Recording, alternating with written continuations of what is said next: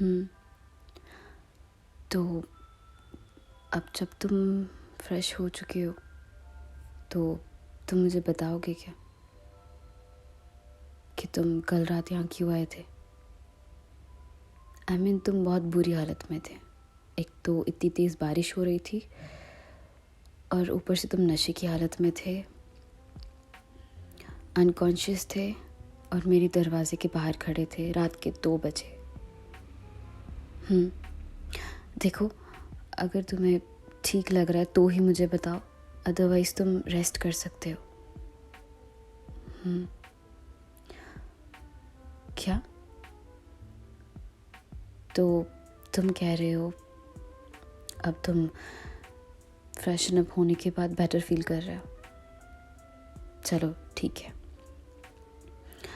तो तुम्हें जो भी याद है तो मुझे बता दो कि तुम यहाँ कैसे पहुँचे।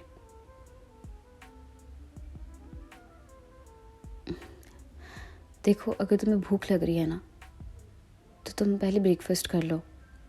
मेरा तो आज फास्ट है, मैंने तुम्हें बताया ना, तो मैं सच में कुछ नहीं खाऊंगी। देखो, तुम इनकार मत करो, तुम खा लो, ओके? क्योंकि तुमने रात में भी नशा किया हुआ था। किया था या तुम्हें किसी ने करवाया था, आई डोंट नो, बट तुम कह रहे हो तो शायद तुम्हें करवाया हो। तो तुम खाना खा लो ना।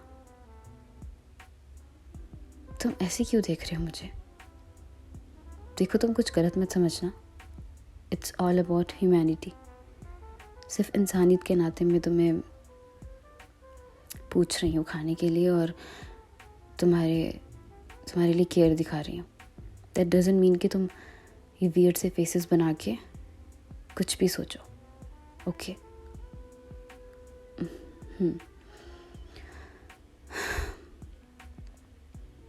तो तुम बताओगे अब?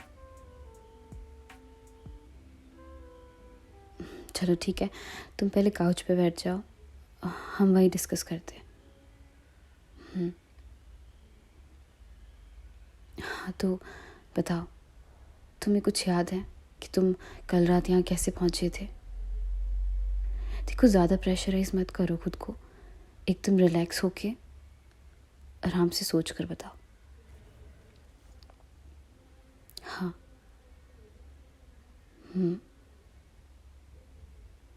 Okay,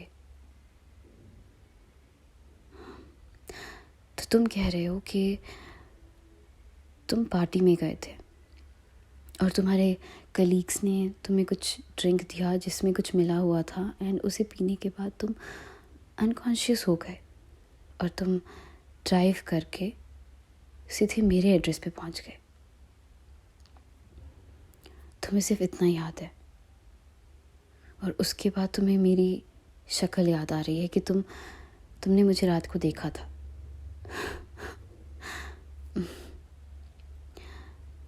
okay, so this is what you are saying. लेकिन इससे एक क्वेश्चन अराइज होता है, एंड द क्वेश्चन इज, तुम कैसे जानते थे कि मैं यहाँ रहती हूँ? मैं तो यहाँ अभी अभी शिफ्ट हुई हूँ। How do you know? मेरा एड्रेस तुम्हें कैसे पता चला? जबकि हम दोनों तो 4 सालों से कांटेक्ट में भी नहीं है। बताओ।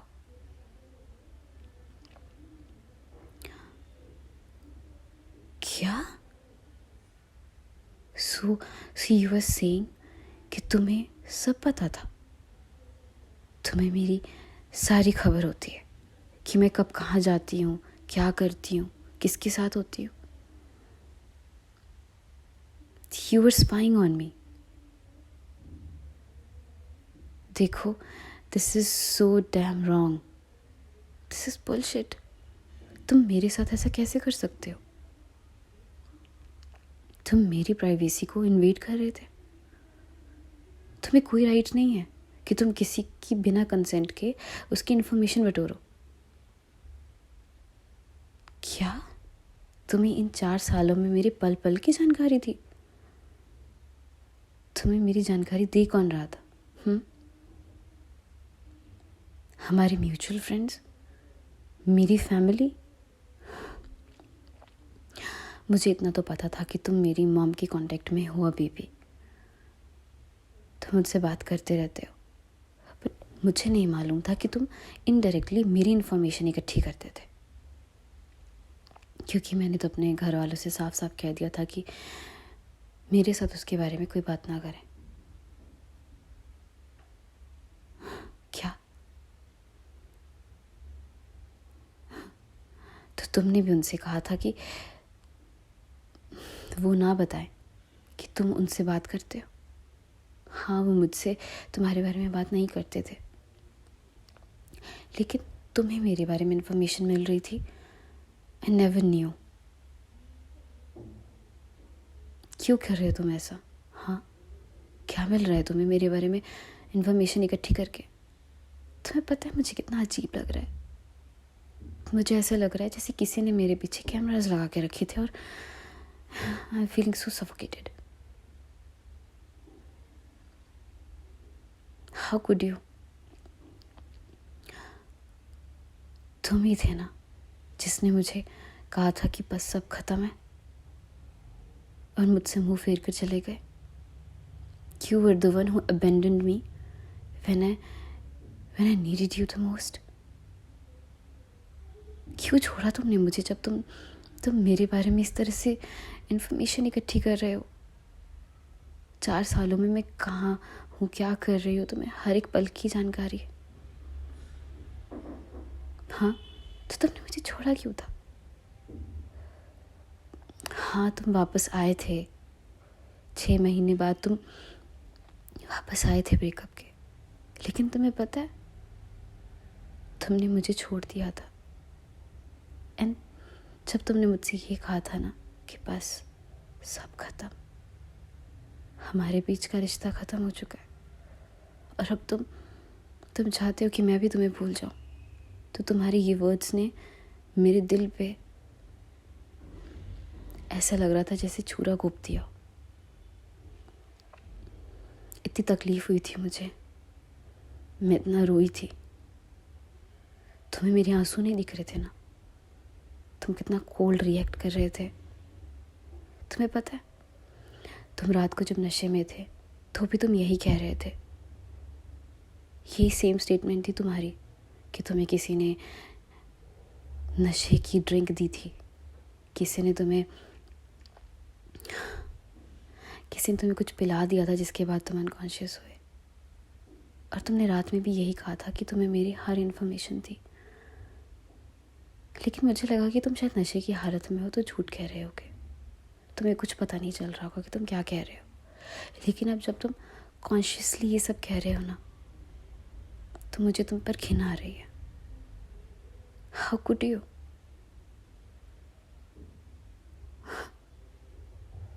तुम्हें पता है, तुम्हें मुझसे कभी प्यार था ही नहीं। तुम्हें सिर्फ और सिर्फ मेरा अटेंशन चाहिए था, है ना? शुरू से ही तुम्हें बस पसंद था कि मैं तुमसे कितना प्यार करती हूँ। खैर, मैं अपनी लाइफ में अब आगे बढ़ चुकी हूँ, और मैं अपनी लाइफ में और कोई भी तकलीफ नहीं चाहती हूँ। मुझे याद है वो दिन जब तुमने मुझसे कहा था कि सब खत्म। मैं उस दिन को याद नहीं करना चाहती हूँ। ऐसा लगता है जैसे वो कल की ही बात हो।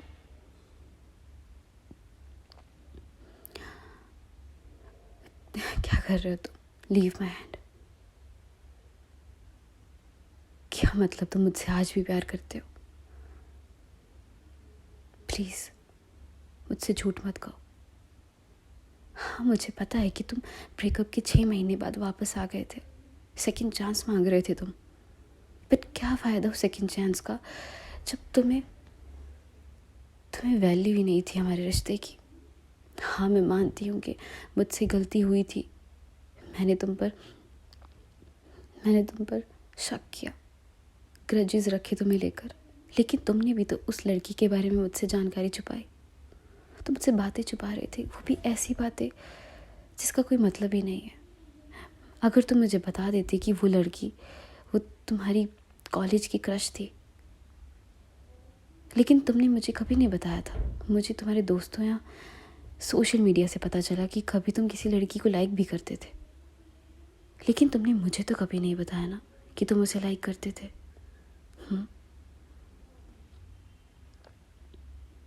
इसीलिए मेरे मन में ग्रजेस होने लगी कि तुम शायद मुझसे बातें छुपाते हो, तुम मुझ पे भरोसा नहीं करते, अपना बेस्ट फ्रेंड नहीं मानते।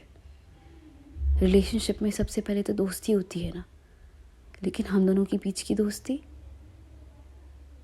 उसका क्या? उस लड़की से तुम्हारा कभी कोई रिलेशनशिप भी नहीं था, लेकिन फिर भी तुमने मुझसे उसके बारे में बात छुपाई। नॉर्मल टेक्स्ट थे जो तुमने डिलीट कर दिए थे, याद है तुम्हें? तुमने मुझे इमोशनली हर्ट किया था, तो मैं तुम्हें वर्बली हर्ट करने लगी। जब तुम मुझसे प्यार से बात करते थे तो मैं तुम्हें उल्टा सीधा बोलती थी, तुम्हें अब्यूज़ करने लगी थी। आई नो मैंने तुम्हें वर्बली अब्यूज़ किया और तुमने मुझे इमोशनली। हम दोनों का इसमें फॉल्ट है, वो भी 50-50%, न ज़्यादा न कम। लेकिन देखो, अब ये सब डिस्कस करने का कोई मतलब नहीं है। हमारे बीच जो भी था वो ख़त्म हो चुका है, ख़त्म हो चुका है सब, और तुमने ही ख़त्म किया है। तो प्लीज़ मेरे बारे में ये इन्फॉर्मेशन इकट्ठी करना बंद कर दो, प्लीज़।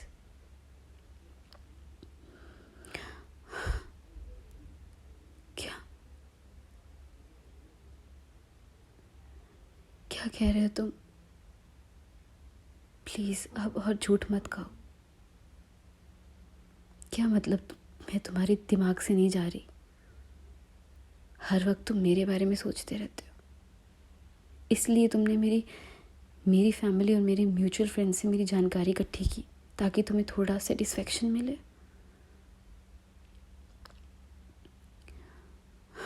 मैंने तुम्हें एक्सेप्ट नहीं किया था, ना तुम्हें सेकंड चांस दिया। You know why? क्योंकि जो 6 महीने तुमने मुझे दर्द दिया ना मुझसे दूर रहकर, वो इतना गहरा था कि वो उन 6 महीनों में और ज़्यादा बढ़ गया। मुझे लगा था कि तुम 1 दिन, 2 दिन, 3 दिन, क्या तुम तो 1 हफ्ता, 6 महीने मेरे बिना रह लिए तो पूरी ज़िंदगी भी रह लोगे ना। मुझे यही लगा कि तुम्हारी लाइफ में मेरी कोई वैल्यू नहीं है। अगर होती तो तुम शायद वापस आ जाते, इतना नाराज़ नहीं होते। मुझे लगा था तुम थोड़े अपसेट हो, मेरे बिहेवियर की वजह से तुम हर्ट हो, लेकिन तुम वापस आ जाओगे। But look what you did. पूरे 6 महीने लगा दिए तुमने वापस आने में, और फिर तुमने सिर्फ एक शब्द कहा, और वो क्या था? कि तुम्हें रिलेशनशिप में वापस आना है और तुम नहीं रह पा रहे।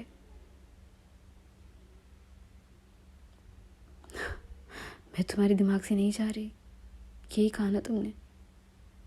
तो मैं तुम्हें एक बात बताती हूँ,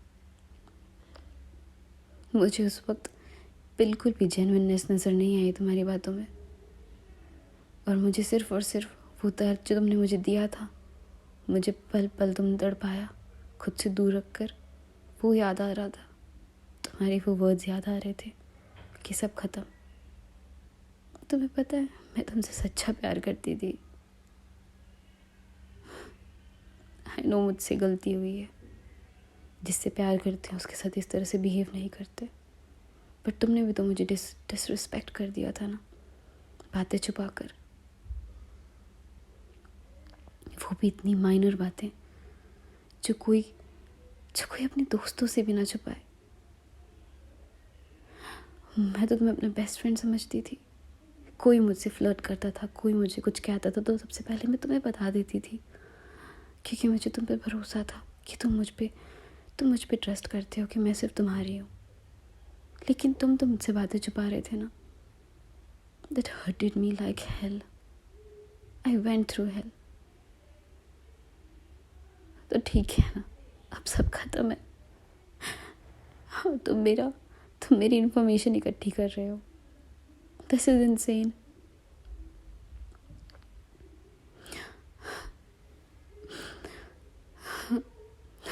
मुझे अब इस बारे में और कोई बात नहीं करनी है।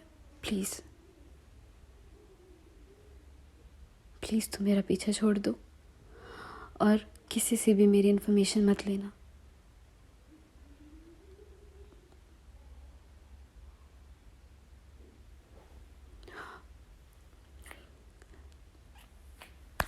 ये क्या बदतमीजी है? How could you? तुम्हारी हिम्मत कैसे हुई? तुम्हें पता है ना कि हमारे बीच सब खत्म है। तुमने मुझे किस करने की कोशिश की? क्या तुम अभी भी नशे में हो? This is unbelievable. तुम ऐसा कैसे कर सकते हो? क्या क्या मतलब तुम इस बार हार नहीं मानोगे?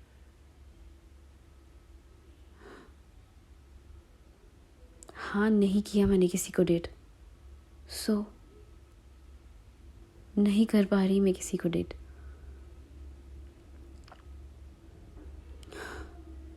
क्या मतलब तुम्हारा भी यही हाल है? तो मैं क्या करूं? तुम किसी को डेट करो या ना करो वो तुम्हारी इच्छा है, और मैं किसी को करूं वो मेरी चॉइस है।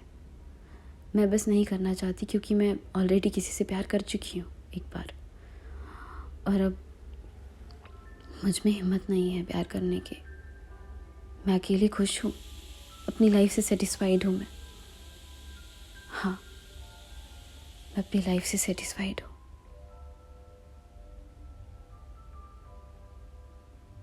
क्या? देखो, मुझे अब गुस्सा आ रहा है।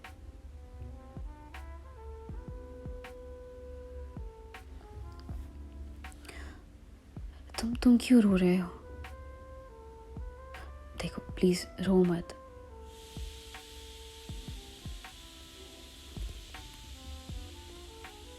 क्या? मत रो प्लीज। ठीक है ठीक है, मैं तुम्हें सुन रही हूँ। तुम जो भी कहना चाहते हो मुझे बताओ, मैं सुन रही हूँ।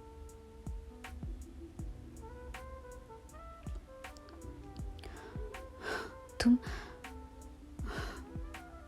तुम कह रहे हो कि तुम मुझसे अभी भी प्यार करते हो उतना ही जितना करते थे। ओके, आई एक्सेप्ट कि तुम मुझसे प्यार करते हो। So what next? अब कुछ नहीं हो सकता ना हमारे बीच?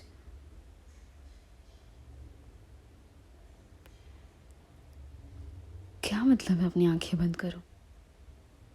एक थप्पड़ खा के क्या तुम्हें चैन नहीं मिला?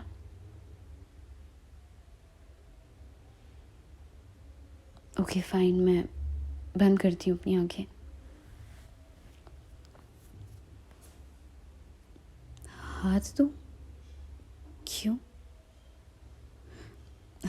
ठीक है, चिल्लाओ मत। ये क्या कर रहे हो तुम? मैं अरे ये क्या है? ये तो एक डायमंड रिंग है। एक डायमंड रिंग? हाँ, तुम इसे अपने साथ लेकर घूमते हो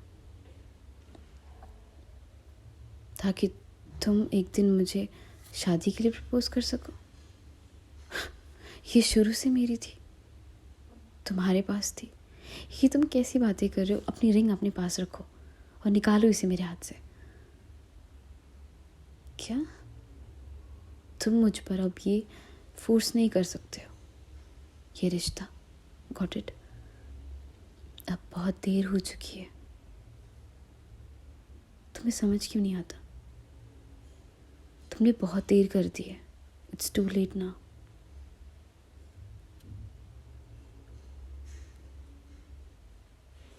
तुम कह रहे हो this is the right time, और हम लोगों के बीच में सेपरेशन आना ज़रूरी था। It was a part my God,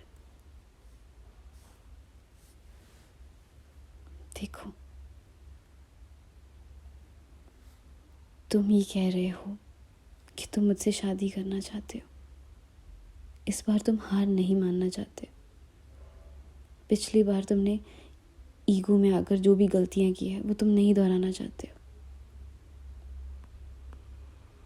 you are changed now, this is what you are saying, है ना?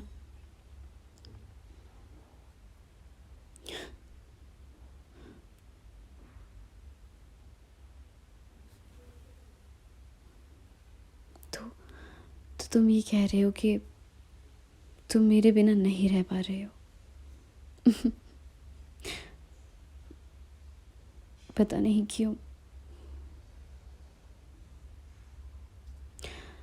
पर तुम्हारी आवाज़ में जो सच है ना, वो मैं फील कर पा रही हूँ।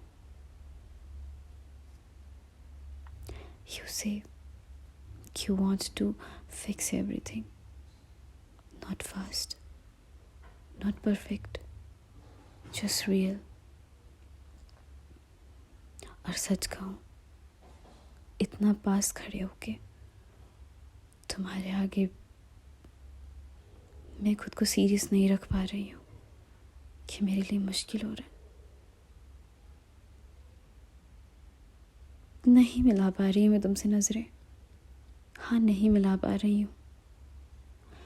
शायद आज भी मैं तुमसे आंखें नहीं मिला पाती हूँ। I feel shy. मैं नर्वस हो जाती हूँ तुम्हारे नज़दीक होने पर। क्या?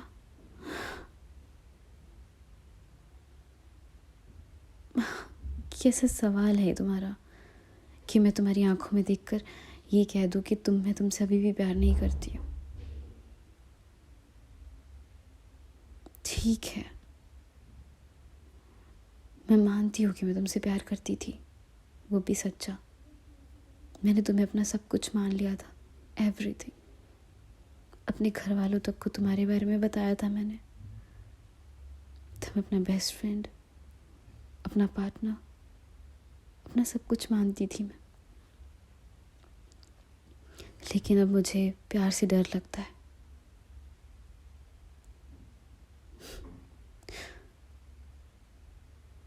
तुम सब ठीक करना चाहते हो,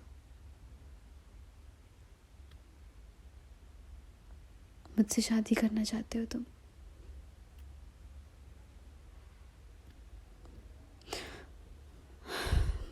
मुझे प्रॉमिसेस नहीं चाहिए।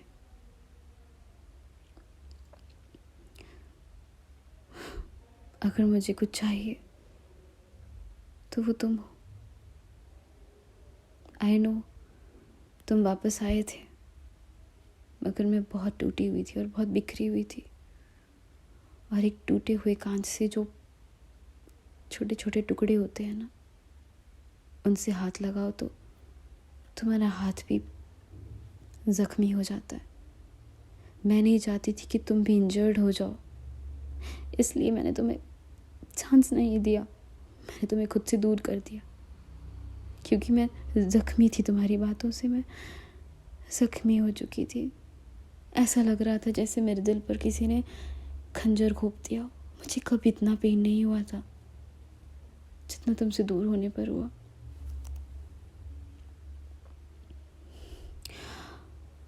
ठीक है, अगर तुम if you hold my hand this time with no hesitation, no fear, ठीक है, हम ट्राई करते हैं अपनी ईगो को साइड में रखकर। इस बार दिल से, इस बार पूरे मन से।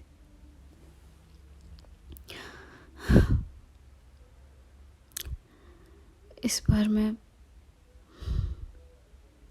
तुम्हें तुम्हारी जगह देती हूँ अपनी ज़िंदगी में। और इस बार मैं डोर बंद नहीं करती। Because you are not leaving.